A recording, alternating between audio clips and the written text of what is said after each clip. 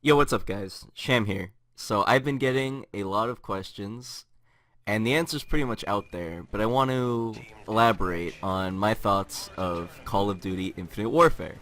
Now, I want to start with the shorter list, and start with my pros. Yeah, there is 3 of them, and one of them is something that most people, or a lot of them, might not even see as a pro. And that will be the last one I list. But Viewkick is far reduced from anything really in any Call of Duty, besides maybe some of the earlier ones. It's barely noticeable that it's even in the game, which is nice. It makes it feel like the gunfights require more aiming, instead of someone who will just get their gun launched into your head because Viewkick is a dumb mechanic. Next up is the guns are unique. There are a lot of guns that aren't in other Call of Duties that play differently and can do different things because of the future setting that they decided to go for, and it's a cool little thing, especially the Type 2 gun, where it splits apart and it's a Kimbo SMG type thing, and then it turns into an AR. It's cool and it's versatile, and you know, it's fun to play with. Nice point for that. Last, the Nuke is back. It does not end the game in objective game types, but in TDM, and as far as I know, kill confirmed, it will end the game when you get it. This is a nice little touch, and it was probably one of the only features of Modern Warfare 2 I actually liked. Alright. Let's transition into my long list of cons. Now, in the cons, when applicable, I will be talking about what I would do personally to fix these issues that I have. Now, one that I'm going to start with is the launch. Now, I can't go back in time and fix how poorly this game launched, but this game, if its beta's launch is telling of how the full game will launch, it's not worth buying. No one should even attempt to purchase it day one, because the servers will not work. And even after the launch, you could play... I got to play 3 games when the game finally worked, 2 hours after they said it would launch. 3 games, and then the servers stopped working again. And then on the second week, the same issue happened again for 4 more hours. Now, as a content creator and someone who has to pick and match their time very heavily, this is extremely annoying. And I'm sure that even casual people who just want to play their shoot bangs would find this extremely annoying as well. Now, this also transitions into the matchmaking. In other Call of Duties, when you were the host, and even sometimes where you weren't, in the top right or the bottom corner, it would often tell you what was happening, how it was looking for matches, the pings it was looking for. In this, it gives you vague expressions like testing match quality, looking at everyone in the lobby, we're ready to go, even though it's only 2 people in the lobby, match starting, waiting, and it's very vague terminology that I feel like they put in purposely to make you think it's doing something, but in the end it's giving you no real feedback to whether or not you're finding a game, if you're sitting in hell, or, well, I mean, you're playing the game, so you're pretty much sitting in hell anyway. Ooh! But, yeah, I'd like more feedback. Also, what happened to showing me ping? Black Ops 3 showed me my personal ping on the start menu. That's not in this game. Why? It's 2016. I think everyone should know what ping means. I don't want to see the stupid 4 bars anymore. I don't know what 4 bars mean. They could mean anything. I want to see ping. Please. Alright. Next up, the movement. Now, a lot of people have said, or a good majority I've seen, have said that this game feels like Black Ops 3. For me, someone who has 11 days on Black Ops 3, this is like if someone looked at Black Ops 3 and they're like, oh, this is how the movement system works in this game on a base value, let's just copy and paste what we can see. But they didn't nail the fluidity of it all, and it doesn't feel fully polished or realized like Black Ops 3 kinda did. And I know Black Ops 3 isn't even the best iteration of this movement system. I feel like Titanfall's momentum system was a lot better. However, Black Ops 3's at least felt like it wasn't stapled immediately on. It didn't feel slow or sluggish, because in Infinite Warfare's, you run faster than you wall run. There's no point of jumping on a wall other than if you want to be an easier target for whoever you're going against. The jump is fine, it feels a bit more restricted and kind of like you're running through quicksand, but it's more akin to Black Ops 3's than the wall running aspect. So they didn't completely fuck it up, so that's something, right? So how's the balance? Well, as far as the perks go, nothing really stands out as overtly broken in the game. Now, Ghost is very similar to its Black Ops 1 iteration, and I'd like to see it change to the Black Ops 2 version, but it's not that big of a deal other than the fact that UAV spam is major right now, so I'd recommend running it on every single class, because I do. Now, lethals and tacticals are the strongest they have ever been in any Call of Duty. Besides maybe Modern Warfare 2 Danger Close, or Frag Time. No, scratch that. The cluster grenade in this game is stronger than the Frag X3 Sonic Boom from COD 4. And that says something, because those nades are infamous. And what's it called in this game? Blast Shield and Tac Resist don't work all of the time, so I don't know if that's an error in coding or they need to be buffed, but they're not great. So those are two perks that aren't super. The guns, I can't tell what does and does not need to be nerfed because the time to kill is so fast, it's really hard to tell. Same goes for the buffs. I don't know what's good or what's not because everything just kills so fast because you're gone in a blink. Now, for the specialists, they're broken. They kill super fast, all of them. They need a tone down even more than they've already received, because I believe they received a little bit of a tone down, but they need more than they've already gotten, in my opinion anyway. Now in Black Ops 3, there was an interview with David Vonderhaar saying why they made all the specialists look unique and different. So when you were in a gunfight with them, you would know the things that the specialist was capable of. If you were facing the battery, you would think, oh, that person either has a war machine or they'll have kinetic armor, so I need to watch out for that when I'm in a gunfight or I see them across the map. That's what I look for. For these specialists, when you have 3 different abilities and then 3 different passives tacked on, and it doesn't make them look any different, you have no idea what they're capable of, especially when the specialist weapons, when they're being used, look like just normal weapons in this game. It's bad game design, and it's a hindrance to the whole flow of the game, because I never really know what anyone is capable of, unless, I'm really paying attention, but that even takes me out, because I'm looking for other things in the game. You know, I want to be aware, I'm listening to footsteps, surroundings, look at the mini-map. I shouldn't have to also be like, hey, maybe that guy's also shooting a specialist over there. It's not fair. So, what I would do to fix the specialist problem, I would make it so each ability, kind of like in Mortal Kombat 10, or X, is each ability you take makes your character wear a slightly different looking outfit. You know, they all kind of look the same and they keep the motif, but the appearance changes so that the player knows what you're supposed to look out for when playing against them, you know. Say if you have the claw, it looks more, I don't know, claw-like? I don't exactly know. Maybe you could give him like some brightish color. Well, maybe not bright because you're a soldier. You're supposed to blend in a little bit. But the uniform reflects and shows that, oh, this is different from whatever other variant you can run on the specialist. I know what to look out for in the gunfight. Or if he's running a certain passive plus the claw, you know, if he's running the UAV ping, you know based on what his appearance is. And I know this is harder to program, especially since you get a lot of different outfits out of the supply drop, but good game design trumps cosmetics all the time. Cosmetics should come second, game design comes first. This is overall a minor nitpick.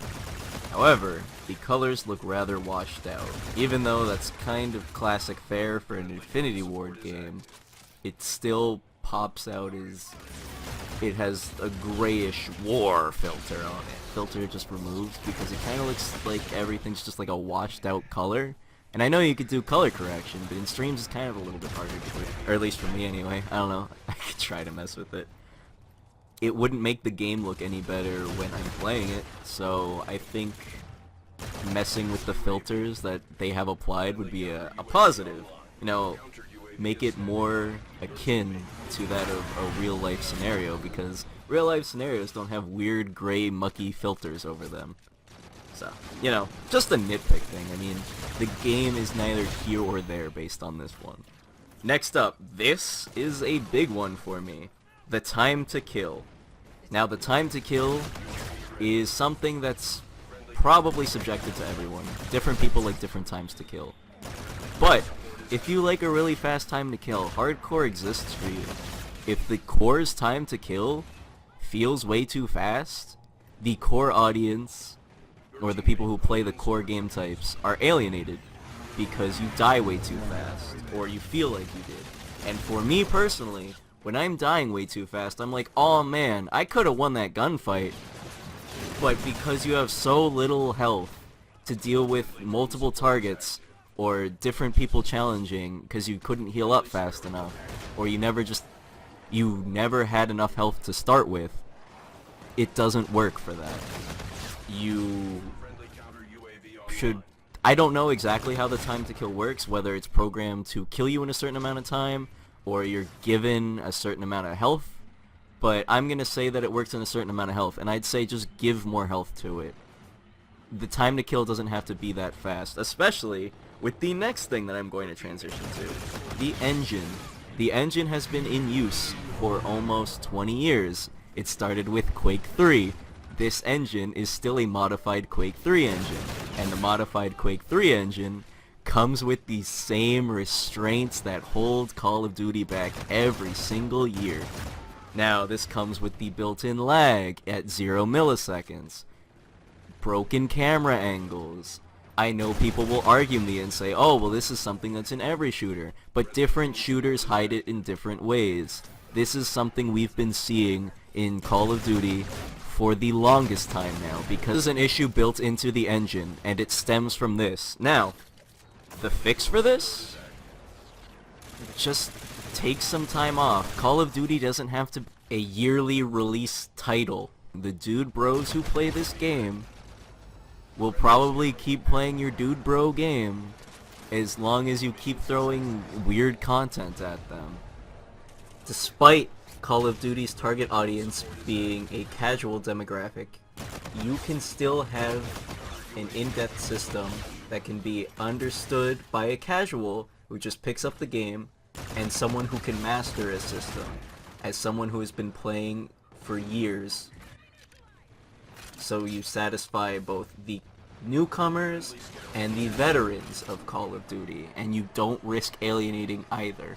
Which brings in, once again, the gunfights. When you lose a gunfight really fast, someone who is a veteran shooter player will think, man, either he did something wrong, because I can admit when my aim's off and, oh man, I lost that gunfight because my aim was garbage, or, man, I lost that because I feel like I just wasn't on the same playing field as that guy. I felt like he had an advantage. And when I feel that, because the majority of the time, that's the feeling it's given off in the Call of Duty engines. And I mean, it varies based on time to kill in the engines, because I know Black Ops 2, you get that sometimes, mostly with the snipers, and I will talk about snipers in this game in a bit. But when you're in certain gunfights and it just feels like, wow, that guy just destroyed me in 2 bullets, but I lit him up with like 7, 8, and it still didn't kill him. That doesn't feel fair, and the most rewarding games are the games where that doesn't happen very often. I mean, Titanfall 2 is a great example of this, where I could win gunfights because my aim was better, I was on target, I was shooting them, and it didn't matter if I was weak or not. If I had the better shot, I could win the gunfight, because it came down more to how well you're aiming. And this comes down to the fact that the time to kill is a bit slower in that game, and the netcode feels a bit more polished. And whatever they've been doing to the source engine in the, 3 years between Titanfall 1 and Titanfall 2, have been good improvements in between.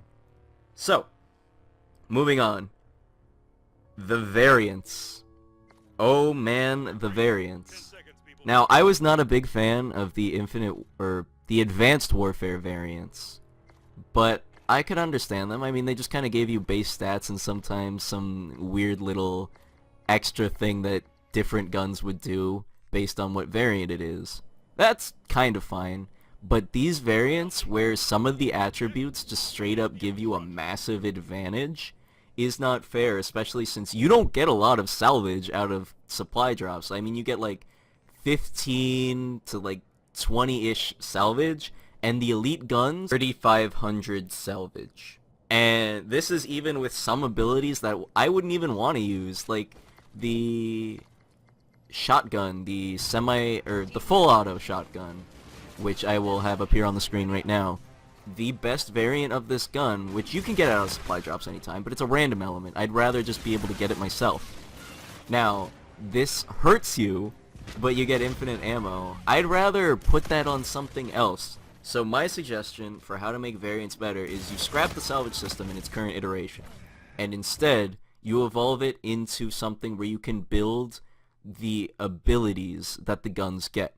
So in theory, the way my new system would work is that you use the different forms of salvage, say 4 of them, to create abilities, like the Nuke ability.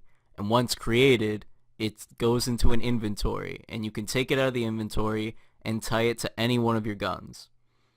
From here, you're unable to equip it to any others unless you create more of the Nuke ability to put on more guns, making sort of a trade-off. You have the Nuke ability now, but it's equipped to a gun, so you can't take it off unless you strip it off and re-equip it to something else. So it's a trade-off. Either you're flipping it around constantly, or you're forced to make new ones for all of your guns. Say you want to go for a Nuke, but it's a close range map, but you put the Nuke ability on your assault rifle. Darn. It would be much easier if I made another one for my SMG or my sniper. So it creates a evolving economy where you're constantly burning salvage beyond, oh, I made the best version of the REK. No need to focus on anything else now, because you should constantly be focusing on which different abilities you can build out of these different types of salvage. And then if you throw on, say, the other ability that the NV4 has, where it has no fall off, you put those 2 on, and that's worth, say, 6-7 points, because those are really good abilities. And this plays into the pick 10, and it makes sense. And then you have the gun represent this mishmash of the abilities in its appearance, as well as in the kill feed, where you give, you know how it has that line, and I'll have a picture on the screen, of the guns where it's a base variant, the rare variant, the legendary, and the elite? In the kill feed, where you have different colors based on which ability it has, and they share the bar, one on one side, one on the left, and then one on the right, and you'll know which abilities it has on it. So you're like, oh man, even though I didn't die to this guy, my teammate did, so I see, oh, this guy has the Nuke and the fall off ability on. I better watch out for that guy, because he's playing for gameplay. Once again, it gives reception to players and makes you easily aware of the threats you face. Good game design. Now, the score streaks, this is another minor nitpick. The score streaks are uninteresting. They're all pretty much carbon copies of things we've seen in Call of Duties before. And I mean, that's fine if they were more interesting. Was anyone really asking for the RCXD to come back in Black Ops 2 or Black Ops 3 and now in Infinite Warfare? I'm kinda sick of the RCXD. I don't really want to see it anymore. It's been in too many games. I don't know why they chose that streak to come back. But none of the really interesting ones, other than the fact that the Thor appears to be like a lodestar, which is one of my favorite streaks. I haven't used it because I haven't felt the need. Plus I've been going for some nukes, so I've been running non-lethals the whole time. But nothing really pops out to me. It's like, yeah, that's a really cool streak. Or even the highest streak in the game. I'm like, I don't really want that robot thing. I mean, I'd rather just go on a long gun streak. It seems like more fun. But I mean, that could just be me. Like I said, this is just a small nitpick issue. Now, as I said before, I'm going to discuss the snipers. Now, what you were going to see on screen is a clip of a Modern Warfare 2 sniper and how fast it can kill you, a Black Ops 2 sniper and how fast it can kill you, and now the Infinite Warfare sniper and how fast it can kill you. Now, the Infinite Warfare sniper, in my opinion, kills you way faster than both of them. I think this is not an intentional thing, or maybe it is, but I think server side, it confirms you're dead way faster, so you're just kind of like, oh man, I got one framed by that sniper, and once again leads you to feel like that's not fair. So, I feel like this is a really easy fix. Just tone back how fast the snipers can ADS, so that way the server side can keep up and not feel on the other end of the gunfight like, oh man, I just got annihilated by that sniper. There was no chance. It wasn't fair. Just tone it back. I know delay has to be built in to an extent, but when you make the snipers ADS so fast, it almost feels like you didn't even stand a chance. And that's not something you want to feel in a competitive video game. The last two issues I have are once again just small nitpicks. But the classic guns that they chose to bring back look like guns that are just in the game anyway. And you could see, say, the Widowmaker. Oh, that kind of looks like the Intervention. What a cool motif. I heard that they were putting in the Intervention as a small little motif. And then you look at the classic guns, it's like, oh, this wasn't the motif. Why? Why not just make it look like something else? I mean, this is a small nitpick, I know, but why? If you were just gonna put in the Intervention anyway, why have it look like something exactly the same? Or how the last SMG that you can unlock in the game for the beta looks exactly like the UMP-45 with a different front barrel and no stock. And then there's a UMP-45 in the classic section. It doesn't make a whole lot of sense to me. I mean, or the fact that the RAC-9 or the TAC-9, it'll appear on the screen, looks exactly like the Spaz-12, which once again just confuses me. Why not make them look like different guns? Treyarch did a good job of taking both currently established gun designs and creating some of their own to give it that own future vibe to it without feeling too distant and like, ah, this would never work as a gun. And I feel Infinity Ward would benefit if they chose to do this as well. Or they took the classic guns out of the game and just said, alright, these are our motifs to the classic guns. I don't know, just a small nitpick, you know. And then lastly, the announcers. This escalates a bit more over a nitpick and an actual gameplay issue. When you are playing Domination, the constant beratement of assist your team at insert flag here is way too much. It's annoying. And day one, I was laughing and making fun of how often it is said, anytime anyone touches a flag, you are immediately instructed, assist your team at this flag, assist your team at A, assist your team at B, and it got really old, really fast, and I started playing TDM instead. But TDM has its own issues in the fact that you instantly get told every time anyone calls in a UAV the same exact way, our friendly drone support is active, our friendly drone support is active, our friendly drone support, it also becomes really annoying. The easy way to fix this? Record different voice lines, or make it like Modern Warfare 3 where it said you had multiple UAVs active. If someone calls in multiple in a closed-knit amount of time, just say multiple UAVs. You don't have to tell me every single time. It kinda gets annoying after a while. So, in conclusion, do I think Infinite Warfare is doomed and there's no saving it? No. Do I think all of these changes that I propose will be adapted? No. Which one would I like to see adapted the most? My Salvage idea. I think mixing and matching proficiencies would be the greatest way to make the Salvage both understandable and enjoyable for everyone. But you know, I don't know if it would even be something considered, or if it would even be seen by Infinity Ward, because you know, I'm not very big. I just have a lot of ideas. So, this is all my thoughts on Infinite Warfare. And I hope to see at least some of them addressed and fixed, because I don't like to hate games. I like to enjoy games, but if a game's not good, I won't pretend that I enjoy it. And that's the end of this video. It took a very long time to compile together everything I thought of this, as well as edit it all together in a way that was coherent and made sense.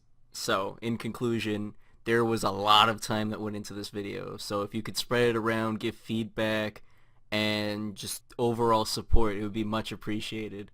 And, just follow me on my social media, my Twitter, and follow me on Twitch. That's where I do the primary content of live streaming. I enjoy it. I try to do it at least 4 times a week or so.